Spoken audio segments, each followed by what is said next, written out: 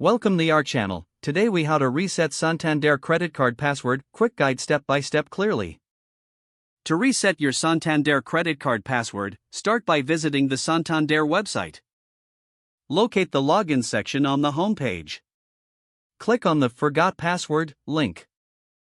You will be directed to a new page for password recovery. Enter your registered email address or username in the provided field. Click on the Continue button. Check your email for a password reset link from Santander. Open the email and click on the link provided. You may be prompted to answer security questions for verification. Once verified, you will be allowed to create a new password. Enter your new password, ensuring it meets the required criteria. Confirm your new password by entering it again. Click on the Submit button to save your changes. Your password has now been successfully reset. You can return to the login page and enter your new password. If you encounter any issues, consider contacting Santander customer support for assistance.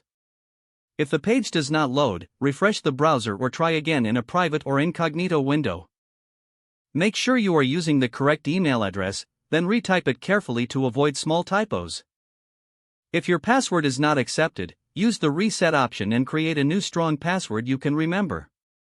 Check your spam folder for verification or security emails, then complete any requested confirmation steps. Enable two-factor authentication if available to improve account security and reduce unauthorized access risk.